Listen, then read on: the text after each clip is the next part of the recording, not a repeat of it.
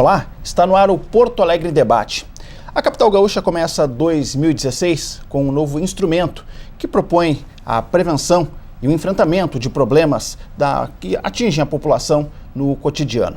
A primeira estratégia de resiliência do município traz medidas práticas que preparam a cidade para enfrentar situações adversas, como no caso, por exemplo, dos fenômenos climáticos. Para entendermos um pouco mais sobre resiliência e como vai funcionar essa estratégia, os nossos convidados no programa de hoje são o secretário de Governança Local e coordenador do projeto, César Busato. Nós vamos conversar também com o Patrick Fontes, que é um dos vice-coordenadores do projeto. Vamos conversar ainda com outro vice-coordenador, David Monteiro, e também com o coordenador de resiliência de Medellín, na Colômbia, Santiago Uribe. Aos nossos convidados, obrigado pela presença, sejam todos muito bem-vindos aqui ao Porto Alegre em Debate. Obrigado pela oportunidade. Secretário, para a gente poder situar o nosso telespectador, que de repente ainda não está familiarizado com essa palavra, né, resiliência, em linhas gerais, o que significa essa resiliência, né, e os objetivos de Porto Alegre está lançando essa estratégia. Muito bem, muito obrigado pela oportunidade. Resiliência, embora seja uma palavra um tanto eu falei em fenômenos climáticos ali, né? Mas é mais complexo, né? É mais complexo que isso, mas também é muito simples, assim. Muito simples. Resiliência, na verdade, é uma característica de todos os seres vivos. Nós, os animais, as árvores, o planeta, o universo. E qual é essa característica? É a capacidade de se adaptar diante de mudanças no seu ambiente externo.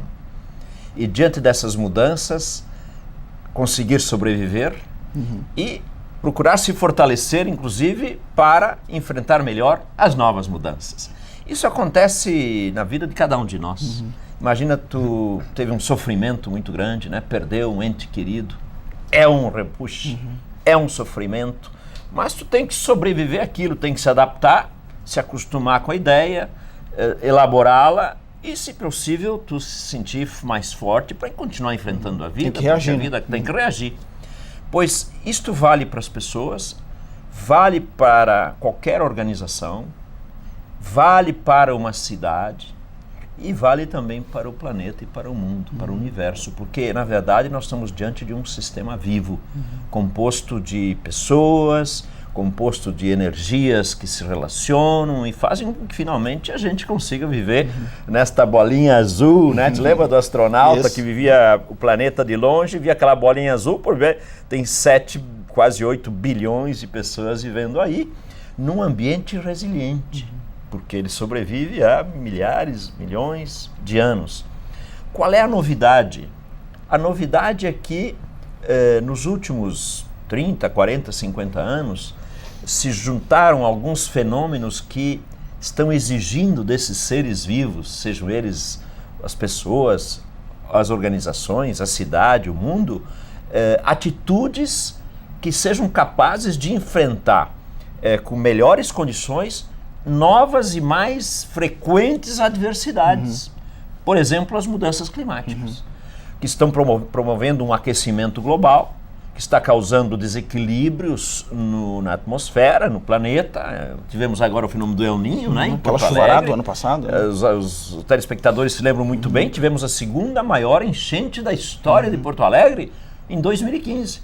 E a cidade teve que se preparar, ela se preparou, ela previu que ia acontecer isso, as áreas públicas, as comunidades tiveram que se organizar para enfrentar melhor essa situação e tentar sair mais fortes, mais conscientes, mais unidos, mais fortalecidos, para que, se quando vier uma segunda dificuldade, estejam em melhores condições de enfrentar. Pois isto é resiliência. E o mais importante nisso tudo é que, recentemente, com a globalização econômico-financeira, sobretudo nos últimos 30 anos, somada-se essa urbanização acelerada, porque hoje a maior parte das pessoas, por exemplo, no Brasil, 85% das pessoas vivem nas cidades. No mundo inteiro, mais de 50% de pessoas. Eu não sei, lá em Medellín, Santiago, 2,5 milhões. Mas em percentagem da população que vive nas cidades é 78%. 78%. Então, isso é um pouquinho menos, mas também muito grande. A maior parte das pessoas já na área urbana. Então, diante desses fenômenos, aquecimento global, globalização, mudanças climáticas, e urbanização acelerada, as cidades e as pessoas precisam se preparar melhor, porque adversidades mais frequentes estão acontecendo, não só naturais, mas também econômicas. Por exemplo, a violência, por exemplo, o desemprego, a desigualdade social que é crescente no mundo, pois isso tudo causa extremos desequilíbrios na nossa convivência como seres humanos, nas nossas cidades, no nosso país, no nosso mundo. E é isso que nós estamos tratando de trabalhar e pensar em termos de Porto Alegre. Perfeito. Patrick, o Porto Alegre foi escolhido e por isso está fazendo esse projeto, né? E por isso vai ser na próxima quarta-feira, dia 27 de janeiro, no gasômetro, né, às 9 da manhã, o lançamento dessa estratégia. Foi escolhida dentre as 100 cidades resilientes no mundo, né? Então, o projeto seleciona 100 cidades. Ele seleciona essas 100 cidades que receberam 4 tipos de apoio da Fundação Rockefeller para o desenvolvimento da estratégia. Na realidade, Porto Alegre foi selecionada entre cerca de 400 cidades, em dezembro de 2013, quando foi anunciado. A partir daí, junto com um grupo de 33 primeiras cidades, uma primeira leva de cidades foi selecionada no primeiro ano, juntamente com Medellín, nós começamos então o trabalho do desenvolvimento da estratégia. A estratégia, na realidade, é uma tradução disso que o secretário colocou em uma lógica que seja compreensível para todos os atores e todas as partes interessadas que participaram desse planejamento. A gente definiu qual era o objetivo macro que a gente estava perseguindo, transformar Porto Alegre numa cidade resiliente, e não só isso, que ela pudesse também ser referência para outras cidades, ou seja, desenvolver esse capital de conhecimento para também distribuir com os nossos vizinhos, porque também não faz muito sentido só Porto Alegre ser resiliente, e Canoas, e Gravataí, e essas outras cidades em volta também não compartilharem de certas iniciativas que são... Não podemos falar de transporte, de mobilidade, sem levar em consideração. Não podemos falar de transporte de cargas perigosas sem levar em consideração outras cidades que fazem parte do mesmo corredor. Então, o passo é Porto Alegre ser uma cidade mais resiliente, mas também ser um modelo, ou seja, um local onde a experimentação de como transformar uma cidade mais resiliente tenha sido exitoso e possa ser levado adiante. E, a partir daí, definimos quais eram as nossas metas para que nós chegássemos a esse objetivo maior e quais são as iniciativas que foram identificadas durante esses 2 anos, cerca de 35 para a cidade toda e outras 35 nas 17 regiões do orçamento participativo.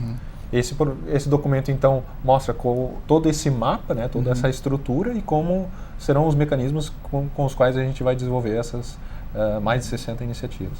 Tem como citar um exemplo de uma iniciativa prática que é comum acontecer na cidade? Enfim, temos, assim, tentando enfrentar a questão das crises econômicas, novamente, como o secretário colocou, a própria revitalização do 4º Distrito, que é uma iniciativa, digamos, bastante grande em relação a território, que envolve um grande número de parceiros, inclusive internacionais, com as parcerias que estamos desenvolvendo junto com Barcelona, trazendo os exemplos exitosos do exterior, mas também temos iniciativas que foram desenvolvidas nas comunidades de forma pontual e muito efetiva. Algumas, inclusive, já saíram do papel, como, por exemplo, iniciativas no bairro, na região do Partenon, em torno do Presídio Central, onde nós, em conjunto com as lideranças comunitárias, capacitamos e desenvolvemos juntos, de certa forma fomos capacitados também por eles, a criar esses mecanismos, a utilizar ferramentas que foram trazidas com esse projeto, metodologias, e hoje eles conseguiram, por exemplo, eliminar focos de acúmulo de resíduo em local impróprio. Totalmente levado adiante pela força dessas lideranças comunitárias, obviamente, com o nosso apoio e com o processo todo que foi o desenvolvimento da estratégia. Perfeito. David, seguindo aqui para a gente ir também colocando aqui no assunto, né, e fazendo um histórico, mas trazendo para o nosso dia a dia, assim, né, para a nossa prática diária. Como é que foi essa relação com as comunidades? As comunidades conseguiram ou estão conseguindo perceber o significado desse processo de resiliência? E pergunto mais... dentro desse diagnóstico que vocês fizeram, vocês chegaram a apontar algum tipo de problema que, enfim, assim, esse tem que ser enfrentado imediatamente, ações de médio prazo, ações de longo prazo, mas alguma que tu possa citar como exemplo de que nós temos que fazer isso agora, nesse momento? Claro, é importante que esse projeto todo ele foi construído com base das comunidades, né? Então, desde o início do projeto, a gente foi em cada uma das 17 regiões do orçamento participativo, visitou, mapeou o que eles consideravam de riscos da sua região, todas as suas demandas locais também, e o que eles entendiam como resiliência, porque até então era uma palavra até, pra gente no início também era difícil de falar essa palavra, né? Então a gente foi introduzir o que era resiliência para eles e aí começar a mapear o que seriam os riscos de cada região. Então todo o projeto ele foi construído juntamente com as comunidades. Então todas as nossas iniciativas, todas as propostas vieram também das comunidades. Então ele é um projeto que é muito ligado às regiões de Porto Alegre. Hoje a gente também desenvolveu uma metodologia junto com as comunidades que é mapear iniciativas que eles mesmos já fazem. E com essa metodologia a gente criou uma forma de como auxiliar essas pequenas iniciativas dentro da região para aumentar a resiliência da cidade. Então a gente tem hoje no relatório 35 pequenas iniciativas, mas que a gente já tem 90 mapeadas. Então são pequenas iniciativas que vão de uma certa forma ajudar a resiliência da cidade. Dos riscos que a gente mais levantou hoje, entre eles estão desde a desigualdade social, que é um risco que aparece em muitos lugares, mas também a falta de atratividade das instituições de ensino, que é como você manter o jovem mais tempo dentro das suas instituições, né? Como dar atratividade para eles, para que ele realmente queira continuar na escola, que ele queira continuar lá dentro, desenvolver mais a questão da educação. Então esse é um ponto que a gente viu que é bem importante, que é para o desenvolvimento desses jovens, desses futuros. Então, como enfrentar isso diretamente? A gente está agora com uma pequena iniciativa, uma grande iniciativa, na verdade, que é junto com o governo do estado, que veio como um grande exemplo das uvas de Medellín, que são centros comunitários de juventude, que é um projeto do próprio governo do estado, mas em parceria com a prefeitura de Porto Alegre, e a gente está ajudando a trazer exemplos de Medellín e como que a gente pode incorporar isso dentro das 17 regiões. Perfeito. O senhor citou Medellín aqui, vamos trazer para o nosso debate aqui também. Obrigado pela presença do senhor aqui em Porto Alegre também. Essa é uma experiência que também Medellín está incluída nas cidades resilientes, né? Eu gostaria que o senhor dissesse a sua visão de como é que o senhor está vendo Porto Alegre nesse processo, né? Alguém de fora, e de que tem essa experiência de lidar com a questão da violência, né? Que está sendo estabelecido lá em Medellín, que foi estabelecido. Que ações que o senhor citaria que poderiam ser colocadas aqui em Porto Alegre de maneira efetiva? Muito obrigado por a oportunidade. É um prazer estar em Porto Alegre. Quarta vez que vengo a la ciudad. He aprendido mucho de Porto Alegre, del equipo de resiliencia, de las comunidades. He tenido la oportunidad de visitarla. Y creo que Porto Alegre se enfrenta hoy al mismo problema que se enfrentaba Medellín en 1990, cuando éramos la ciudad más violenta del mundo. Medellín llegó a tener la tasa más alta de homicidios en el mundo, con 381 por cada 100.000 habitantes. Y la primera reacción de la población, de la gente y de los líderes políticos es que la violencia solo se puede combatir con la fuerza pública. Sin embargo, Medellín, luego de 25 años, ha aprendido una lección muy importante, y es que la única manera de construir una cultura de paz es de una forma integral. No se puede hacer construcción de la paz y de la seguridad en la ciudad solo con las Fuerzas Armadas, pero tampoco se puede hacer solo con proyectos sociales. Tiene que haber un balance de ambos frentes, y en ese sentido Medellín experimentó tal vez una de las estrategias más innovadoras en el mundo. Nosotros, con el liderazgo de la Presidencia de la República en aquel entonces, abrimos unas mesas de diálogo en todos los barrios de la ciudad, en las que invitamos a los líderes comunitarios, a los jóvenes, inclusive a los miembros de las organizaciones criminales, a los líderes políticos, a los empresarios, y todos los sectores se reunieron en torno a una pregunta: ¿cuál era la Medellín que queríamos para el futuro? Si en la que estábamos en ese momento era una Medellín violenta, llena de inequidades y problemas y pobreza, no nos quedaba sino una alternativa, sino dialogar sobre el futuro. Y allí nace lo más innovador de esa propuesta. Nos sentamos más o menos alrededor de unos 3-4 meses en diferentes mesas en todas las regiones de la ciudad a conversar sobre nuestros problemas, pero a proponer soluciones. Y eso le permitió a la ciudad construir una herramienta fundamental que se parece mucho a la herramienta que Porto Alegre va a tener esta próxima cuarta feria, que hoy en día se llama Estrategia de Resiliencia. Para Medellín fue el plan estratégico Medellín y área metropolitana 1995-2015, y era un norte en qué deberíamos invertir. Entonces, si usted me pregunta cómo logramos hacer una sociedad más pacífica, se logró, sí, con algunas intervenciones de la policía y de las fuerzas, pero principalmente ubicando colegios de calidad en aquellas zonas donde no había, centros culturales y de educación no formal y de innovación donde nunca el Estado había llegado. La primera de las razones por las que las comunidades son violentas es por la ausencia del Estado y la ausencia de proyectos de desarrollo y proyectos participativos. Allí donde no había hospitales, diseñamos nuevos centros de salud hospitalarios, y todos fueron bajo esa línea de planeación estratégica participativa.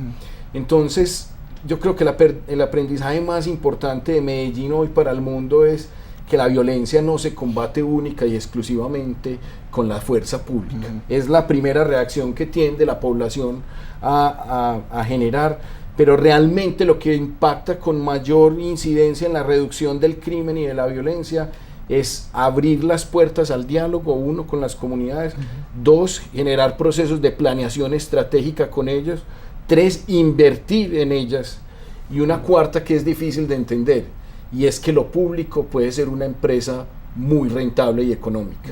Medellín a la par generó una transformación como ninguna otra, recuperó la mayoría de empresas públicas, las reinventó, hizo una reingeniería de las empresas y las constituyó como un gran pool económico, y esa es la razón por la que hoy Medellín cuenta con recursos para abrir esos centros culturales. Acabamos de inaugurar 20 nuevos centros culturales, estamos abriendo 5 nuevas casas de música en toda la ciudad, 5 universidades. Es tal vez la única municipalidad en el mundo dueña y propietaria de 5 universidades, porque entendemos que la educación para los jóvenes y brindarle oportunidades a los jóvenes para que comiencen rápidamente procesos productivos y proyectos de vida es la mejor forma de arrebatarle su vinculación a los grupos armados. Ok.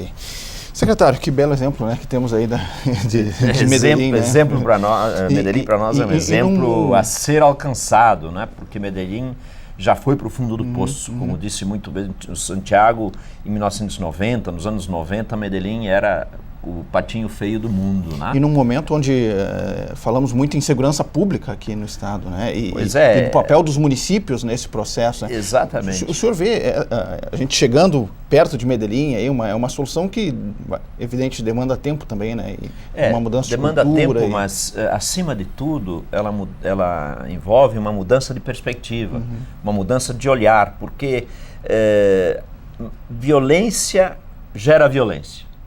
E gentileza gera gentileza, ou seja, este é um pressuposto para nós tratarmos o tema da violência não através unicamente da força, porque tratando unicamente através da força, você vai ter resposta de mais força e aí vai ter guerra. Esta ideia da guerra às drogas não há coisa mais equivocada, porque a guerra às drogas tem revelado um grande saldo de mortes de jovens, mortes de policiais, sofrimento que não acaba mais e não se resolve o problema. Quer dizer, ele só tende a se agravar e cada vez mais envolvendo cada vez mais segmentos da sociedade. Então, este caminho nós temos que ter claro que ele não é bem sucedido, ele foi um fracasso onde foi tentado. E nós temos, às vezes, a tendência, talvez até por desinformação, de querer resolver o problema através de mais força policial, de mais guerra às drogas. Não é por aí.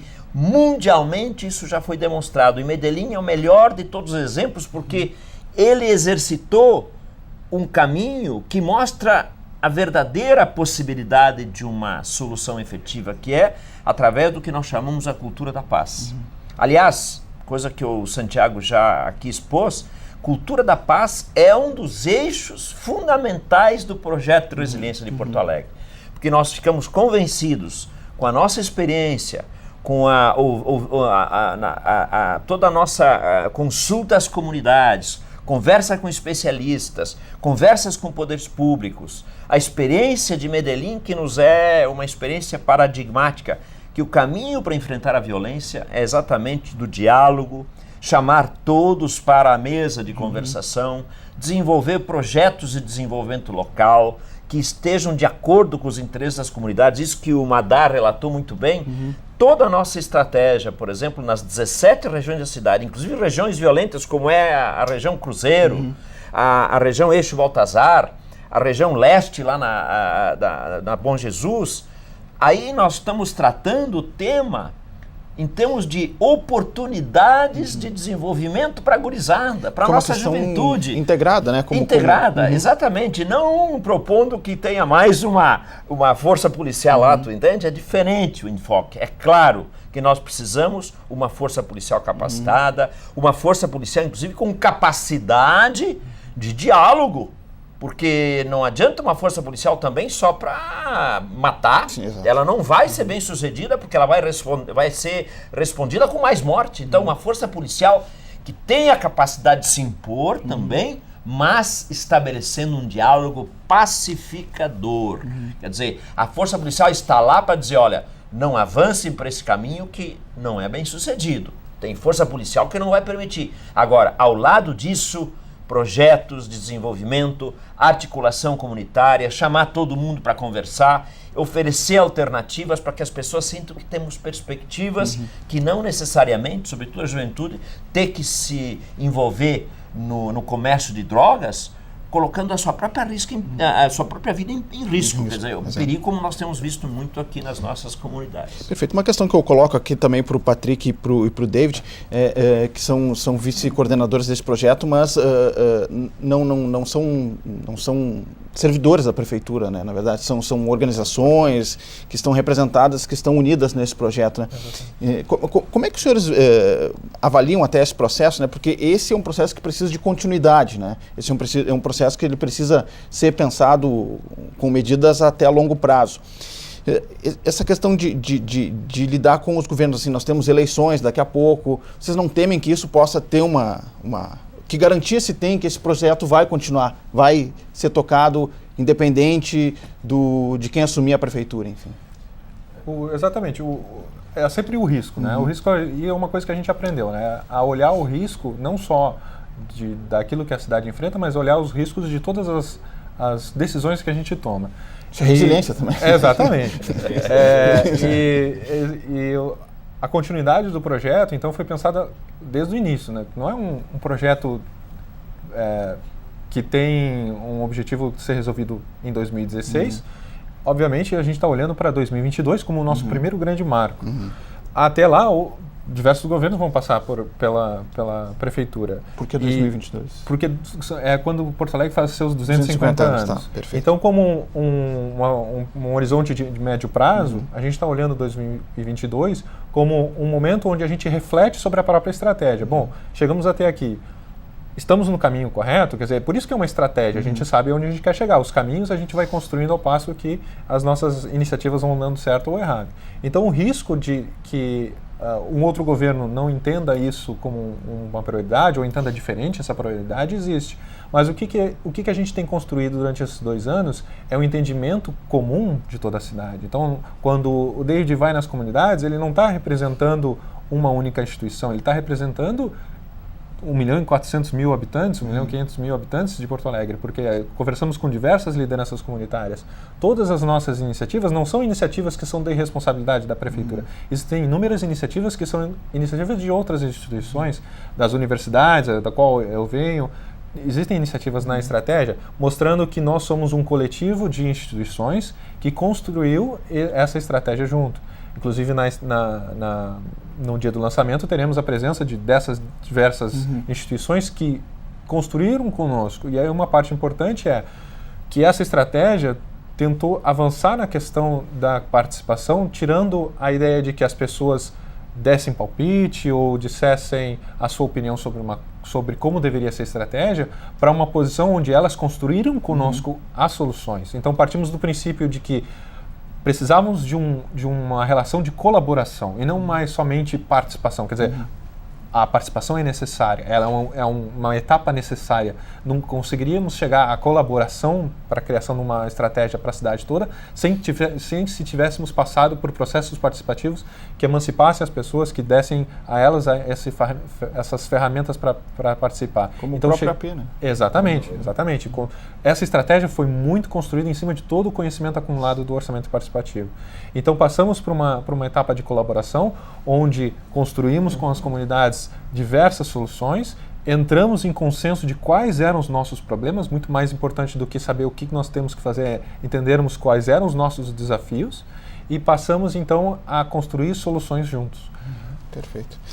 A gente vai fazer um breve intervalo em seguida, só para não apertar no tempo aqui o David, a gente volta com mais tempo aí para a gente poder desenvolver um pouco melhor, aí até para responder também essa questão e outras que a gente vai colocar aqui no nosso debate. A gente vai fazer um breve intervalo, hoje estamos falando sobre resiliência aqui no Porto Alegre em Debate. Voltamos em seguidinha, fique aí, a gente já volta.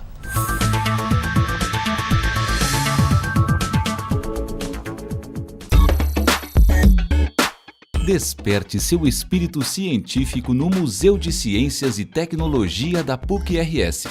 Um mundo de descobertas e curiosidades está na exposição permanente. São 800 experimentos interativos divididos em 3 andares e 2 mezaninos. O Museu da PUC também oferece shows, exibições de filmes em 3 dimensões e uma apresentação do planetário. O Museu de Ciências e Tecnologia da PUC fica na Avenida Ipiranga, número 6.681. Visitas de grupos podem ser agendadas pelo telefone 3320 3597.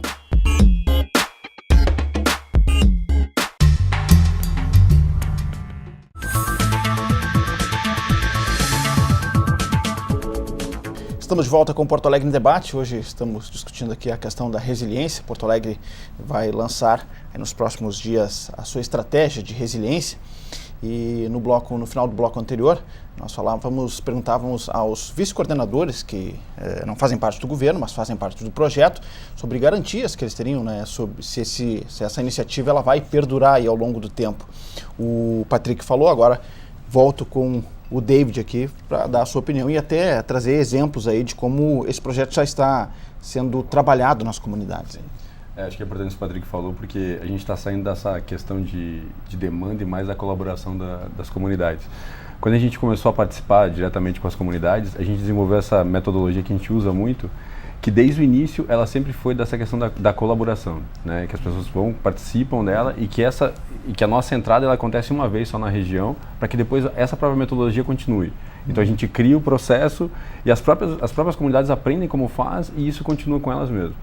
A gente tem vários exemplos. Quando a gente começou a fazer um mapeamento das comunidades e dos projetos, a gente percebeu que existiam várias iniciativas interessantes, várias, desde pequenos TLT centros que precisavam dos computadores, mas não tinham como acessar. A gente criou o que a gente chama de uma rede, que são redes de parceiros que de alguma forma ajudam. Então o que a gente faz? A gente mapeia essas iniciativas e apresenta esse parceiro. Então essa própria comunidade vai atrás desse parceiro. Ela consegue os computadores. Então a gente tem, por exemplo, na Cruzeiro, eles tinham essa necessidade, conseguiram com um parceiro construir um telecentro. Então eles têm lá o telecentro deles pequeno. A gente mapeou que várias comunidades precisavam de curso de capacitação e elaboração de projetos. A gente conseguiu um parceiro que deu um curso para 2 lideranças de cada uma das 17 regiões, que é um curso de 1 semana, que foi um curso super bem aproveitado, em que eles capacitaram essas lideranças para eles voltarem para a sua região e poderem capacitar todos aqueles projetos que já foram levantados desde o início do projeto. Então, a lógica que a gente está usando é essa. Então, as pessoas participam, colaboram e agora vão realmente começar a tirar aqueles projetos do papel, com essas pequenas iniciativas. Então, o simples fato da gente trazer para rodas de conversa e entre eles, a gente já vê que tem vários resultados, né? Uma dessas iniciativas que a gente também começou a trabalhar foi em relação de mudanças climáticas, em que Porto Alegre tem seu primeiro inventário sobre mudanças climáticas e sábado a gente fez o lançamento desse inventário, né? Com o prefeito, o vice-prefeito estavam presentes, mais alguns secretários, em que a gente mostrou o quanto Porto Alegre está emitindo e essas ações que Porto Alegre agora está disposta a fazer para reduzir essas emissões.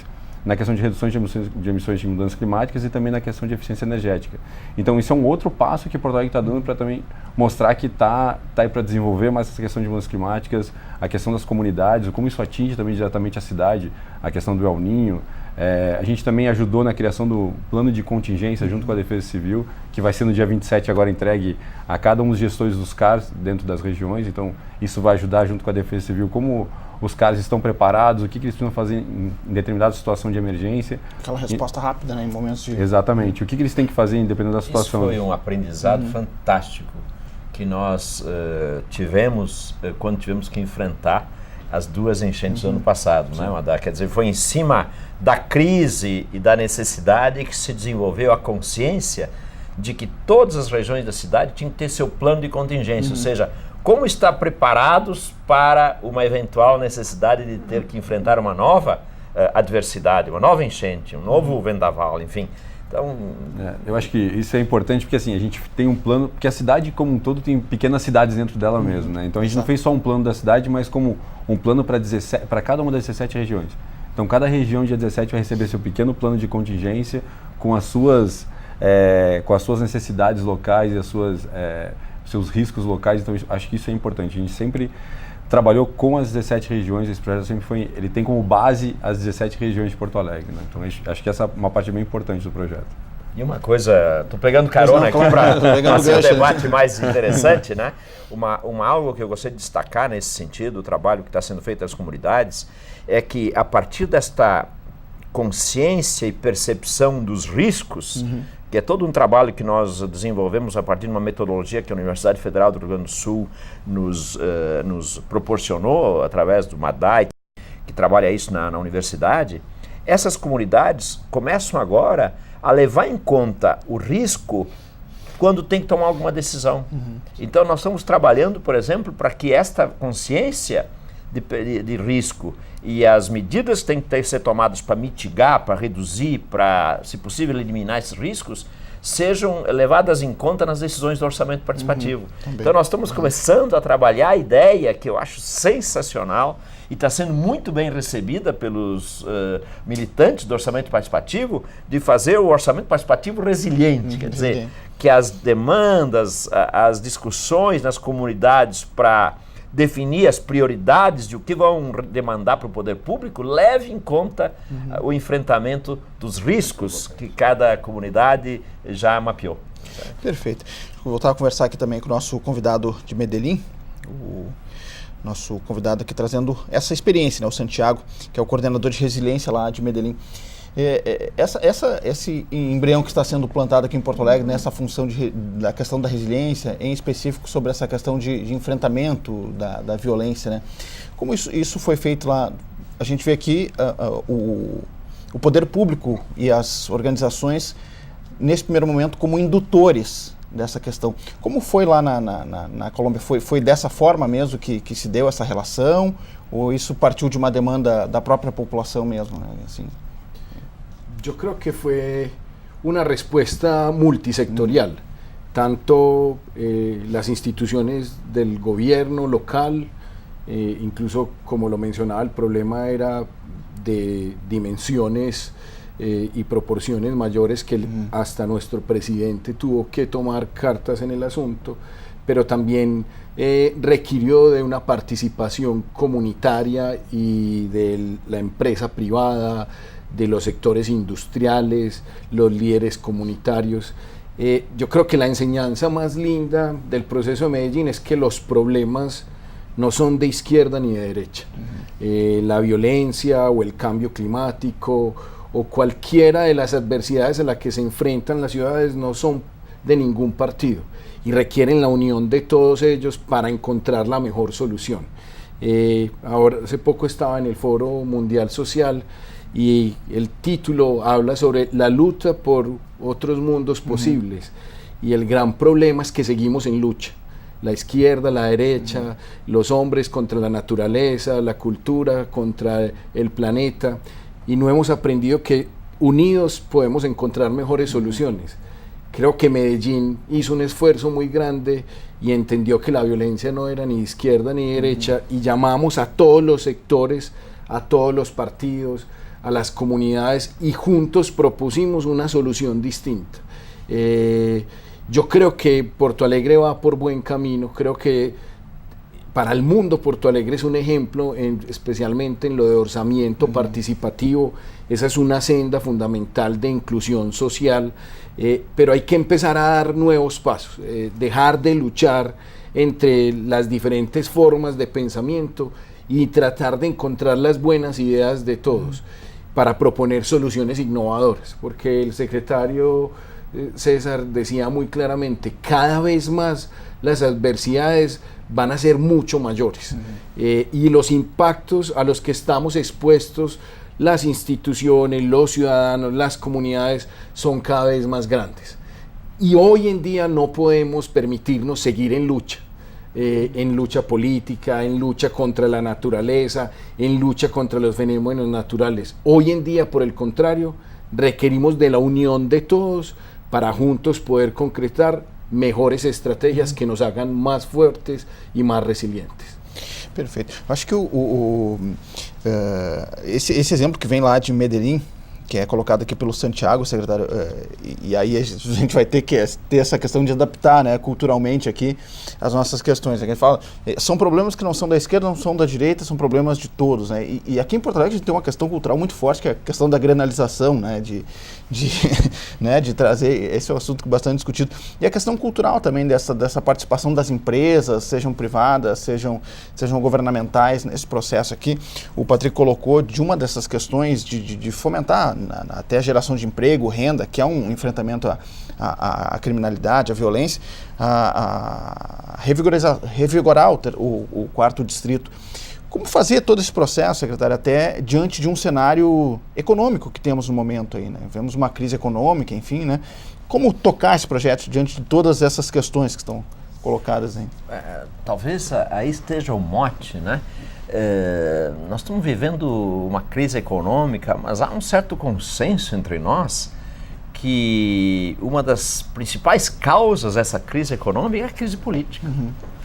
E o que é a nossa crise política? É a incapacidade dos partidos políticos no Brasil se unir por uma causa comum de fazer esse país florescer, crescer, se desenvolver. Quer dizer, é PT contra PSDB, é PMDB contra PT, é aquela disputa entre partidos que estão muito mais interessados em galgar o poder e controlar o poder para exercê-lo a seu favor e dos seus grupos de interesse, do que uma política que faça todo mundo sentar na mesa, dialogar e buscar formas de entendimento para nós poder enfrentar os problemas econômicos do país. Essa metodologia que o Santiago falou, que foi usada em Medellín, das mesas de diálogo, para encontrar o que nós queremos para a nossa cidade e vamos trabalhar juntos para fazer isso acontecer, está faltando no Brasil. Vamos fazer os partidos sentar à mesa, dialogar e dizer, vem cá, o que é melhor para esse país? Como é que nós vamos combater o desemprego? Como é que nós podemos fazer a economia ser mais próspera? Como é que nós podemos trabalhar juntos para enfrentar o problema da violência, da criminalidade? Eu nunca vi isso acontecer. Uns dizem uma coisa, os outros já contestam, Cada um veio de um, o outro já... Quer dizer, é a grenalização num péssimo sentido, porque a grenalização não há problema, cada um tem que ter seu partido, cada um tem que ter a sua ideia, isso é bem, eu sou internacional, tu é Grêmio, outra... Não tem problema. O problema é quando isso se transforma em guerra, em vez das pessoas respeitando as suas ideias, sentar para ver como é que nós podemos fazer juntos alguma coisa positiva para toda a comunidade, nós ficamos cada um nos nossos bunkers e luta com o outro, até enfrentá-lo, até se possível destruí-lo. Tem gente que leva até a morte a coisa, porque sabe que quando essas lutas avançam, às vezes se radicalizam e podem comprometer a nossa própria vida. Tem gente que acaba, olha o exemplo em algumas partes do mundo, em que para você resolver as diferenças, você vai para a guerra. Né? Bem, é evidente que isso é o extremo da coisa, mas vamos ter cuidado, porque se continuarmos neste caminho da luta, da disputa, do conflito, daqui um pouco nós estamos nos matando uns aos outros. Aliás, em alguns lugares já começa a acontecer isso. Então, que sirva isso de alerta para nós sentarmos respeitando as nossas agremiações, os nossos interesses e tal. Mas vamos ao seguinte, vamos pensar junto, estamos no mesmo barco. Se o barco afundar, todos vão juntos para o fundo do mar. Não vai ter o mais rico que vai se salvar, o mais pobre que vai morrer. Não, não. mudança climática não tem rico e pobre, não tem esquerda e direita, estamos todos no mesmo planeta, estamos todos na mesma cidade. É hora de nos sentarmos e juntar as nossas ideias comuns e fazer as coisas acontecer de uma maneira colaborativa. Isto que é, eu diria, a principal mensagem da estratégia de resiliência de Porto Alegre. Vamos nos juntar, vamos somar forças naquilo que temos em comum e vamos fazer coisas concretas para melhorar a vida do conjunto juntos. Porque se nós continuarmos digladiando, todos chegamos a lugar nenhum. Também afundar. Perfeito. Algumas outras questões, além do enfrentamento da violência, que também, creio eu, que compõem essa questão da resiliência, por exemplo, mobilidade urbana, como é que ela está sendo tratada, né, no âmbito da estratégia que está sendo proposta, Patrick, inicialmente? É uma questão bastante complexa, porque envolve de forma sistêmica toda a cidade. Então, quando a gente fala de mobilidade, a gente fez um jogo de palavras na nossa estratégia que a gente fala de mobilidade humana, para não cair no fato de tratar somente de transporte público, mas de todas aquelas formas como as pessoas querem se mover na cidade. E acho que o grande desafio aqui, que foi colocado pela estratégia e por onde nós começamos a trabalhar, é o entendimento de qual é a nossa real necessidade, quais são os mecanismos, os instrumentos e as soluções que nós temos que colocar para Porto Alegre para que a mobilidade trabalhe a favor e não contra o desenvolvimento da cidade. Então, o primeiro passo foi termos certeza de que o grande desafio é entrarmos em consenso, novamente, entrarmos em consenso e colaborarmos para construirmos soluções. Então, a partir disso, identificamos necessidades de, por exemplo, atualizar os nossos entendimentos sobre como as pessoas hoje se movem em Porto Alegre. A gente tem dados muito desatualizados. Então, se eu pretendo prover soluções para a cidade, eu preciso saber qual é a real necessidade. Hoje a gente não tem a real necessidade porque o entendimento ou o conhecimento, porque ela está defasada no tempo. Os dados estão defasados. Então, o primeiro passo é, vamos entrar em consenso qual é a real necessidade da cidade. Na questão da mobilidade, não só transporte público. A gente pode argumentar, eu sei o que o transporte público necessita para ser um transporte de qualidade. Mas e todo o resto? Bicicleta, a pé, a gente tem uma limitação física, né? Daqui a pouco não tem mais espaço físico, a gente vai estar construindo infraestrutura muito cara para o transporte. Como é que isso tudo funciona, por exemplo, em relação quando a gente quer revitalizar certas áreas da cidade? Onde é que estão nascendo as novas centralidades da cidade? Isso tudo são dados que precisam ser trazidos para os dias atuais, o entendimento atual. Então, o desafio nosso é, vamos entrar em consenso de quais são as soluções para a cidade de hoje, não uma cidade de 10 anos atrás, mas vamos entender qual é a real necessidade hoje para construir essas soluções. E algumas dessas soluções estão na estratégia. Fazer uma atualização da pesquisa, atualização dos planos, algumas outras atividades de qualificação dos diferentes meios de transporte para trazer a mobilidade como um motor de desenvolvimento e não apenas uma área específica do desenvolvimento da cidade. E dentro desse processo, David, assim, como é que vocês prevêem essa questão até de investimento mesmo em mobilidade urbana, tendo mapeado esses gargalos que temos na cidade? Passa por parceria público-privada, enfim, como é que vocês prevêem em questão de recursos, evidentemente, né, para colocar isso em prática? Quando a gente fez esse mapeamento das iniciativas, a gente conseguiu mapear também o que a Prefeitura já tem pensado para o futuro. Então, a própria Prefeitura tem vários investimentos pensados para o futuro, desde o BRT a outros, a questão de modais alternativos que vão auxiliar nessa questão da mobilidade. Até essa questão das atualizações dos novos planos fazem parte desses novos investimentos.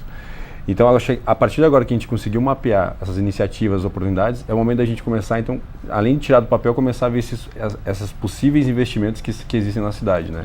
Então, agora é o momento que a gente começa a ver o que é possível ou não desses investimentos. Então, desde essas novas estruturas que a Prefeitura já está fazendo mesmo, né? Então tem bastante coisa, a cidade já está acontecendo.